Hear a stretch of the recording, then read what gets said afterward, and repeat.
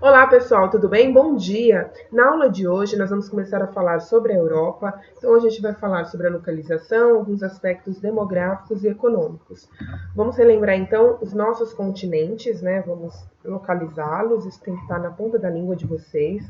Então nós temos o continente da América, né? Aqui onde estou passando o mouse, então pode ser subdividida em três: América do Norte, América Central e América do Sul. Nós temos o continente da África, continente europeu, Europa, Ásia, Oceania e Antártica ou Antártida. As duas grafias estão corretas, né? Então, ao total, são 6 continentes.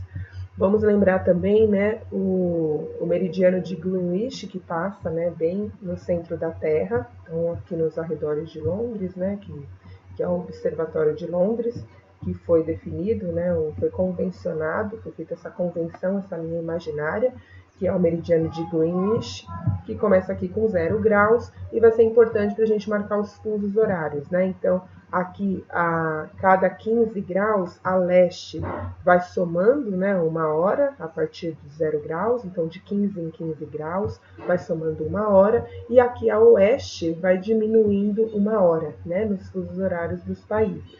Então, a cada menos 15 graus a oeste vai diminuindo uma hora, certo? Então, a Europa aqui, né, passa, né, pelo meridiano de Greenwich, e o continente europeu ele está totalmente no hemisfério norte, né? Então, na linha do Equador, que também é uma linha imaginária, é outra divisão que nós temos, né? O principal paralelo, né, que nós temos, que é a marcação de 0 graus. Então, todo o território que estiver acima de 0 graus está localizado no hemisfério norte, e todo o território que estiver abaixo dessa linha, né, que aí a gente conta como o ângulo negativo, está no hemisfério sul. Então, a Terra tem ao todo 4 hemisférios: o hemisfério norte, o hemisfério sul, o hemisfério leste e o hemisfério oeste. E aí nós temos também, né, nós temos tanto a divisão, né, ocidental e oriental, né, que marca aqui a posição geográfica, como nós temos também a divisão ocidental e oriental relacionada à cultura. Então, depende do critério que eu estou falando, né, que eu estou utilizando. Então, se eu estiver falando do critério cultural, então, o Ocidente, né, o Ocidente é marcado aí, né, pelas ideias mais libertárias, mais democráticas, e a cultura oriental, né, mais tradicional e menos libertária, né? Temos aí a quantidade maior aí de países com ditaduras, né, ou que tem aí problemas, né, com a democracia, democracias mais instáveis. Então, em geral, né, a cultura ocidental é vista como mais libertária, mais moderna, e a oriental mais tradicional, certo? Então, 4 hemisférios, né? A Europa está totalmente no hemisfério norte. O continente europeu, a gente pode fazer basicamente dois tipos de regionalização, né? Que são as principais regionalizações feitas. Na primeira divisão, né, nós temos 4, que aí é mais a posição geográfica, né, o critério utilizado, que é a Europa Ocidental, né, aqui em roxo, Europa Setentrional, setentrional significa norte, né, sempre que vocês verem essa palavra, né, significa norte, então aqui em laranja, né, esse salmão, Europa Centro-Oriental, aqui em verde, né, a maior parte, e a Europa Mediterrânea, né, por conta aqui do Mar Mediterrâneo, né, lembrando que o Mar Mediterrâneo faz essa fronteira natural entre 3 continentes, né, entre a Europa, a África e a Ásia, né, importantíssimo aqui esse mar. E nós podemos também, né, fazer a regionalização dividindo a Europa em duas, né, que aí tem um passado aí da época da Guerra Fria. Então, Europa Ocidental, aqui em verde, e a Europa Oriental, ou também chamada de Leste Europeu, né? Europa do Leste, Leste Europeu, que é aqui em vermelho. Por quê? Né? Porque aqui estão as nações, né, que tinham influência da União Soviética. Então, até hoje, né, tem uma influência econômica, né, por causa desse passado. Então, esses países, né, que tinham aí a influência da União Soviética, eles são países um pouco menos industrializados do que a Europa Ocidental. A Europa Ocidental é muito mais industrializada e possui países, né, mais ricos, né, com maior poder econômico do que o leste europeu. Bem, a gente vai falar um pouquinho, vocês vão responder, né, como nas aulas passadas, os exercícios no formulário online. A gente vai falar um pouquinho de crescimento populacional, mas especificamente crescimento vegetativo. Então, como que são as características demográficas, né, da Europa? Então, a Europa, assim como o mundo, né, o mundo segue essa tendência, né, mas na Europa a gente tem aí os menores índices, né, da taxa de natalidade e a taxa de mortalidade. Então, desde a modernidade, essas taxas vêm caindo, né? Então, há décadas vem caindo, porque nós tivemos avanços na medicina, descoberta de importantes vacinas. Então, se antigamente, né, as pessoas morriam por doenças simples, né? Hoje em dia, com as vacinas, né, já se previne disso, né? Lembrando aí, né, que tem um pequeno movimento aí anti-vacina, a gente tem que tomar muito cuidado com isso, temos que vacinar as crianças, né, desde que elas nascem, tem um calendário para vacinação, é importantíssima a vacinação. Então, né, com o principal avanço aí, né, da medicina, das vacinas, essas taxas, né, essas taxas de mortalidade foi caindo e as taxas de natalidade também foram caindo. Por quê? Porque as populações passaram a ser urbanizadas, né? Então houve a saída, né, do campo para as cidades. Então a urbanização leva as pessoas a terem menos filhos, os casamentos tardios levam as pessoas a terem menos filhos, o planejamento familiar, né, os casamentos tardios, né, principalmente por causa da entrada no mercado de trabalho, né, da mulher. Então as mulheres passaram a trabalhar cada vez mais e adiaram a maternidade, né? Então as mulheres estão tendo cada vez mais filhos mais velhas, né, de forma geral, né, claro, e com isso se reduz a quantidade de filhos por mulher, né, por casal, né, por mulher. Então, o que é o crescimento populacional? O crescimento populacional é o crescimento vegetativo mais o saldo de migrações. Então, naquele período, né, por exemplo, eu quero analisar o período de 2010. Então, eu vou ver naquele ano quantas pessoas entraram, né, migraram para aquele país e quantas pessoas saíram daquele país. Então, eu vou ver aí o saldo, né, da imigração e da emigração. Tendo esse saldo, depois eu vou juntar com o crescimento vegetativo. O que é o crescimento vegetativo? É a taxa de natalidade, então quantas pessoas nasceram, né, naquele local que eu estou analisando naquele ano, e subtrair da taxa de mortalidade, ou seja, quantas pessoas morreram naquela localidade, naquele país que eu estou estudando. Certo? Então, crescimento vegetativo, né? Pus aqui a formulazinha para vocês, né? CV, crescimento vegetativo, é igual a TN, taxa de natalidade, menos a taxa de mortalidade. Então, vários fatores influenciam, né? Então, a taxa de natalidade, né? Então, basicamente, quantas pessoas, né? Por exemplo, aqui no Brasil, quantos brasileiros nasceram vivos no ano de 2019? Então, vários fatores influenciam, né? A mulher fez o pré-natal, né, direitinho, fez todas as consultas, todos os exames, as chances são maiores, né? Vão aumentando as chances do bebezinho nascer, né, com saúde, nascer bem. Vacina, né, tanto da mãe quanto do bebezinho, né? Depois, quando a gente tá grávida, a gente toma um monte de vacina, se tiver atrasada, né? As vacinas que podem, né, ser tomadas na gravidez, e aí também já protege, né, a mãe do bebê. Então, esse bebê nasce vivo, nasce bem. A alimentação também, nível de escolaridade, então, de forma geral, né, quanto maior o nível de escolaridade, maiores as chances, né, das pessoas planejarem, né, quantos filhos vão ter casamentos mais tardios, enfim, né? Então, esses números de natalidade acabam diminuindo e os números de mortalidade também diminuindo. Então, mais crianças, né, nascem vivas, porém têm-se menos filhos. né? E a taxa de mortalidade, né, tem influência da criminalidade, então depende da região, né, do país que eu estou falando, se tem guerras, se tem epidemias, pandemias. Então, no ano de 2020, né, as estatísticas todas vão ser atípicas, né? Por quê? Porque nós tivemos aí uma pandemia, então muitas pessoas morreram, então a taxa de mortalidade, né, deu uma subida no ano de 2020. Porém, nós estamos tendo também, né, vamos ter aí, né, um baby boom, né? Então, muitas mulheres, né, estão engravidando também, né? Então, vão ter bastante filhos também. Então, depois a gente vai ter que analisar aí, né, no saldo final, aqui no Brasil, por exemplo, né, quantos brasileiros nasceram e quantos brasileiros morreram no ano de 2020. Tá legal? Então, vocês vão utilizar aí no exercício, eu vou fazer um com vocês, é bem simples. Então, basicamente, né, crescimento populacional é o saldo de migrações mais o crescimento vegetativo. E o crescimento vegetativo é a taxa de natalidade menos a taxa de mortalidade.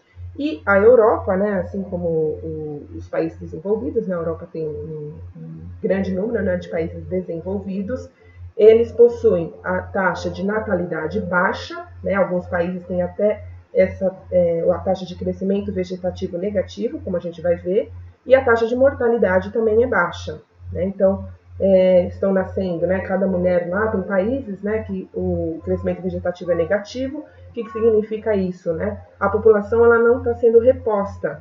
Então, para ser reposta, né, a população, um casal precisa ter no mínimo 2 filhos, né? Então, esse casal tendo 2 filhos já repôs aquele casal, né? Então, se cada casal tiver 2 filhos, já está repondo a população.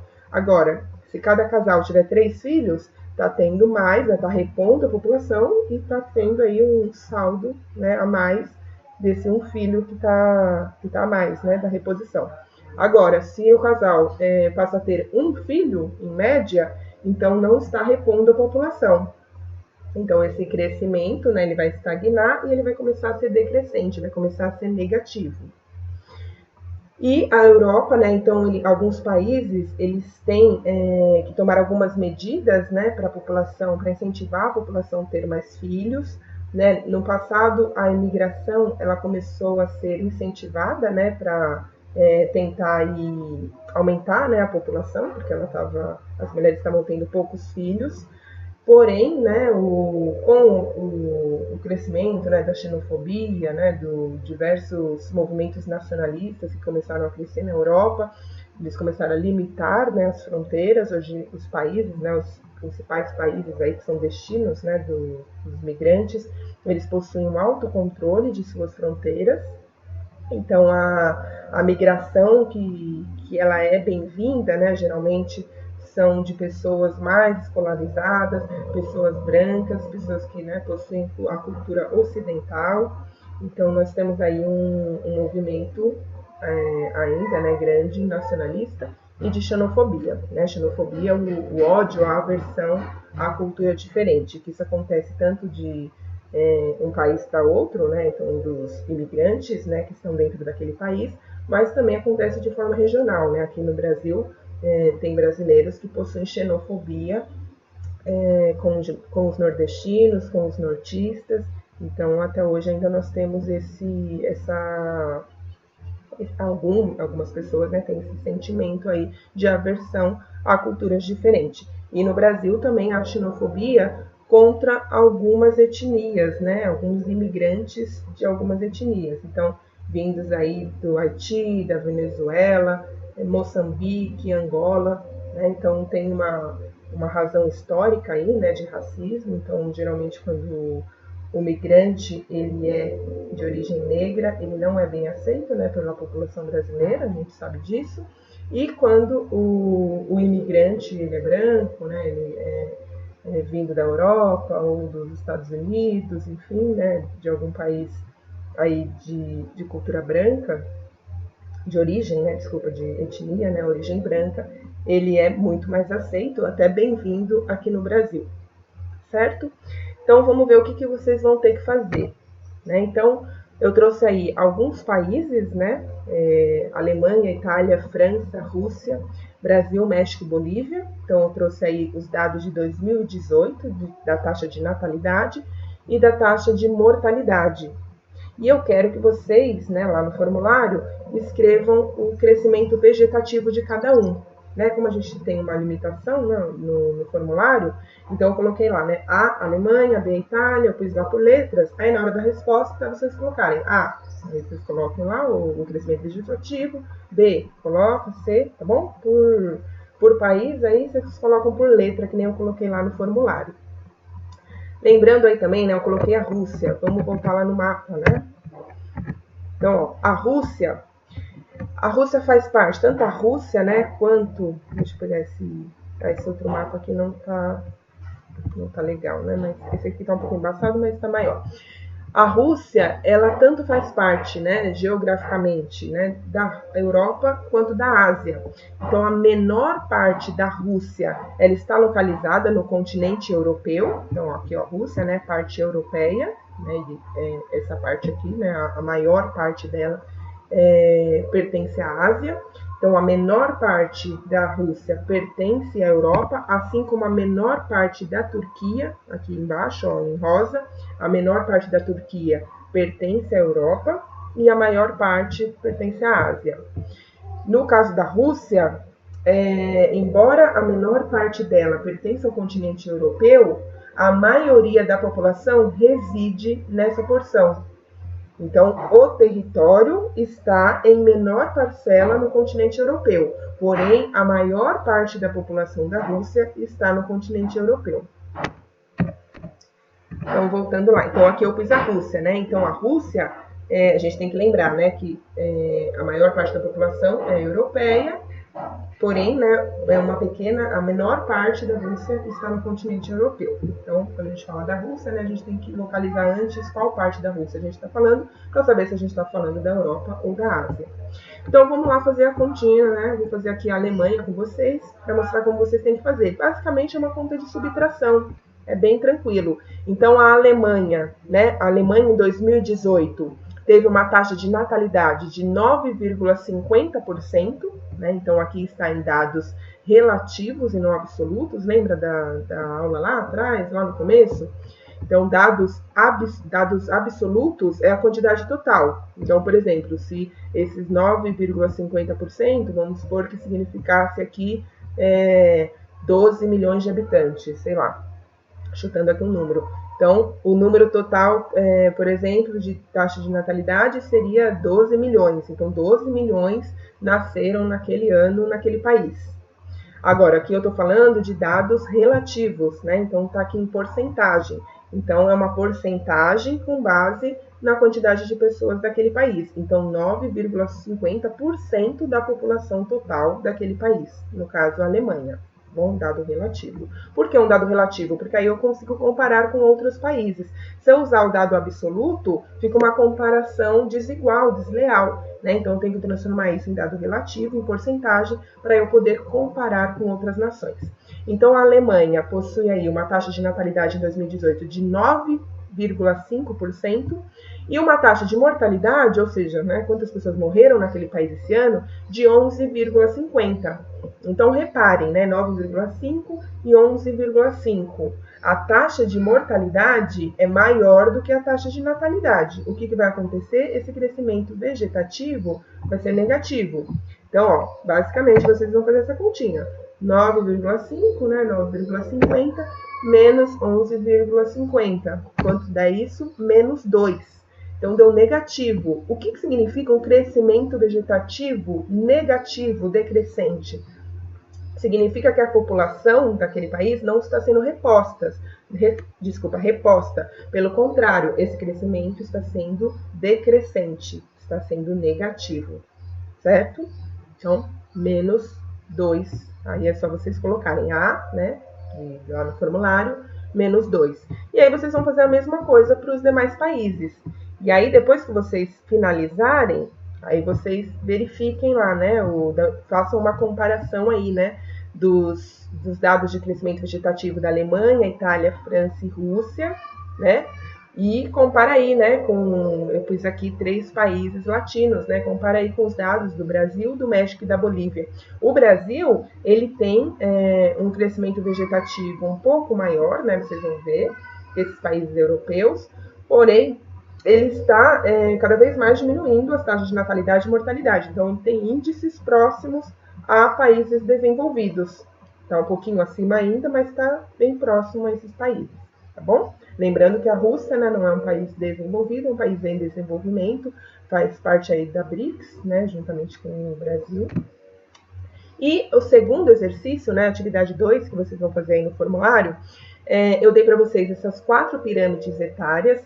O que é uma pirâmide etária, né? Pirâmide etária é um gráfico que mostra por faixa etária o perfil dessa população por idade. Então, aqui, né, por exemplo, a Itália.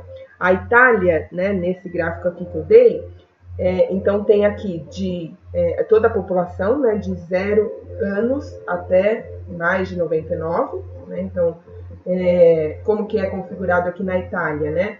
Aí eu vou ver aqui, ó, que ela faz um movimento, ela começa pequeno, né, vai crescendo o número, e no centro dela, né, tem uma fatia maior, e aí ela diminui novamente.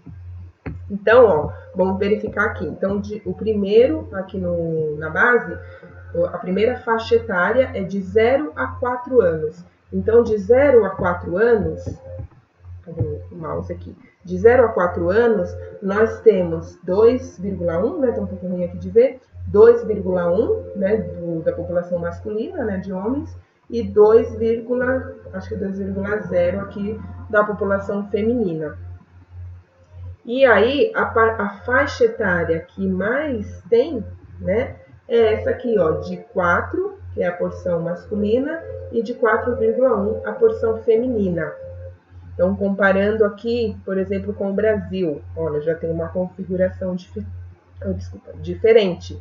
Então, ó, essa faixa etária aqui, ó, de 0 a 4 anos da Itália, já é maior do que a faixa etária de 0 a 4 anos do Brasil, que é diferente aqui da Etiópia, né, um país africano, que é diferente da Bolívia, certo? Então, eu dei aqui essas 4 pirâmides etárias, né, são gráficos que mostram por faixa de idade a característica da população separada por sexo.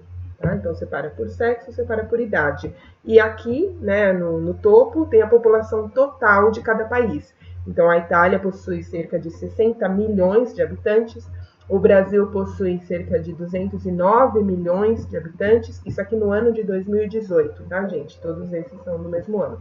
A Etiópia, cerca de 109 milhões de habitantes, né? Metade aí, né, do brasileiro.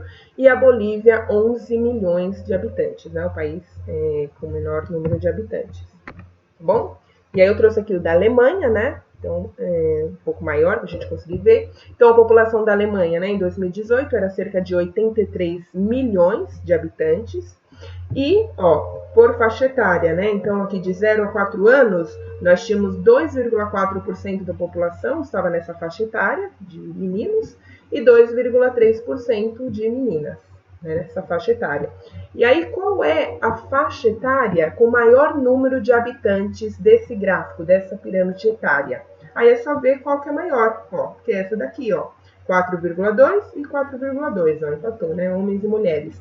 Qual é essa faixa etária? Faixa etária de 50 a 54 anos. Então, a faixa etária, né, com maior número de habitantes na Alemanha neste período de 2018 é esta faixa etária de 50 a 54 anos. Tá bom?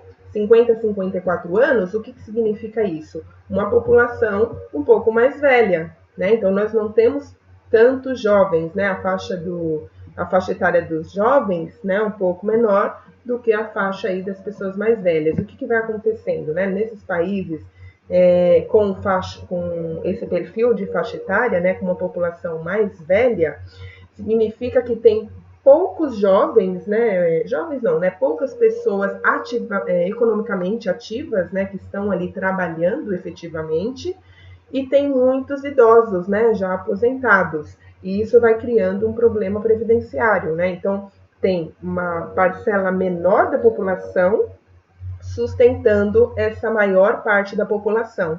Isso vai criando diversos problemas, né? Por isso que aí, nesse caso, né, como a Alemanha está com crescimento negativo, ela vai começar a tomar algumas medidas para incentivar as mulheres, né, os homens, né, os casais, a terem mais filhos. E como é que eles fazem isso? Incentivando, dando bolsas, né, para cada filho, ou então aumentando aí a licença maternidade e a licença paternidade, né, nesses países europeus, né, desenvolvidos. O tempo de licença, né, tanto da mulher quanto do homem, são maiores, né, comparado aí com países em desenvolvimento. No Brasil, por exemplo, né, no Brasil, pela nossa legislação CLT, né, são 4 meses de licença, né, para a mulher, e o homem recebe aí 5 dias de licença. Né? Então, o que são 5 dias, né, de licença? Nada, né? Volta do hospital a partir do momento que a criança nasce, né?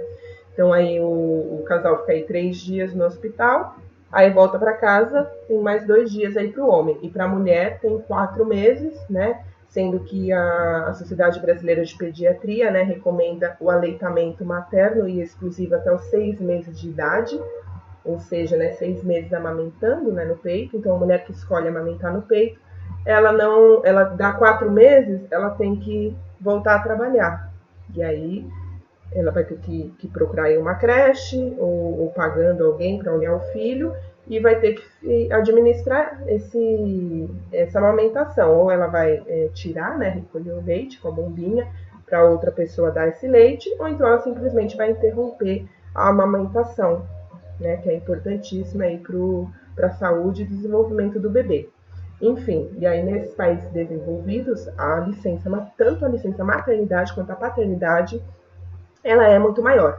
A licença paternidade é importante porque justamente para o homem, né, começar a participar mais, né, da criação, do desenvolvimento da criança, e também para as mulheres e os homens passarem a ter direitos mais iguais, né? Então as divisões começam a ser mais igualitárias entre o homem e a mulher, porque aí o homem vai estar ali também para cuidar da criança e não só a mulher. Bom, então, ó, quando a população começa, né, a ficar muito envelhecida, aí o país começa a tomar aí medidas, né, para incentivar as pessoas, né, os casais, a terem mais filhos. Bem, nós vamos falar também do grupo aí do G7. O que é o G7? Né? Um grupo informal que reúne os 7 países mais industrializados do mundo. Né? Então, eu falei aí, né, que a Europa, né, o leste europeu, tem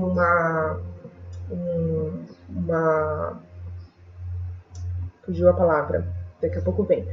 Tem aí países menos industrializados por conta do passado histórico, né, da influência da União Soviética, e a parte ocidental é muito mais industrializada, e nós temos aí alguns países da Europa que fazem parte do G7. Então, o G7 é um grupo aí informal de países que se reúnem, né, todo ano para decidir, né, o rumo da economia, né, mundial.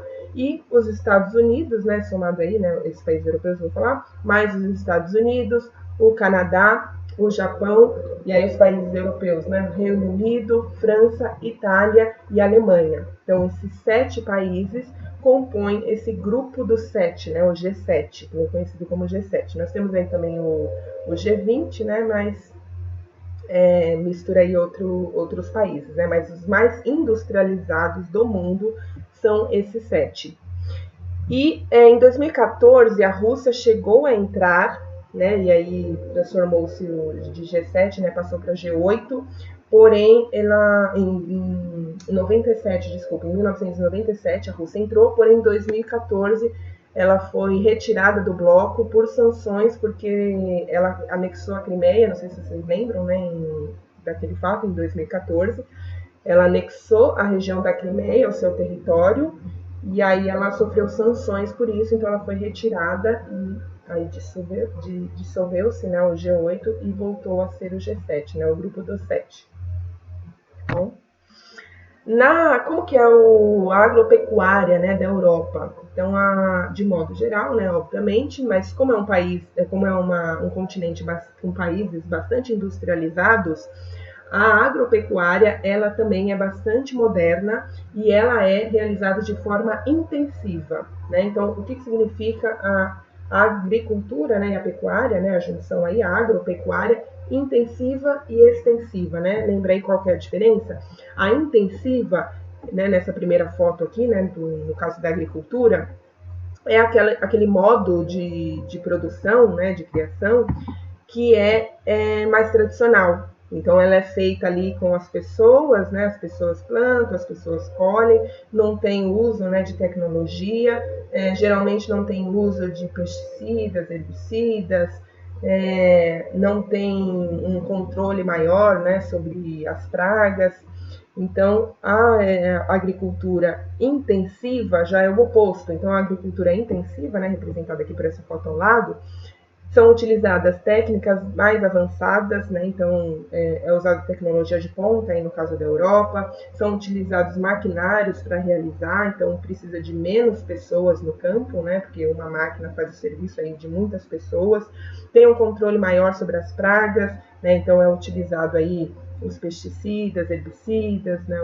Os defensivos, são são realizados também, né, plantios aí de transgênicos, então culturas, né, espécies aí modificadas, né, geneticamente em laboratório para se retirar aí algum traço que não queira, né, que aquela planta desenvolva, então modificado geneticamente. Então a intensiva é aquela mais tradicional, sem uso de tecnologia ou com pouco uso de tecnologia. A extensiva. E a intensiva é com a utilização de maquinários, tecnologia de ponta, né, no caso aí da Europa. E aí nós temos, né, no caso da pecuária, a mesma coisa, né? Então, na pecuária extensiva, o gado fica livre, né, no pasto, então ele vai comendo aí o pasto que encontra, ele fica solto, não tem um controle maior sobre ele. E na pecuária intensiva, o gado fica confinado, o gado vai comer ração, o gado tem acesso aí a veterinários, a vacina, a água, né, deles também é controlada.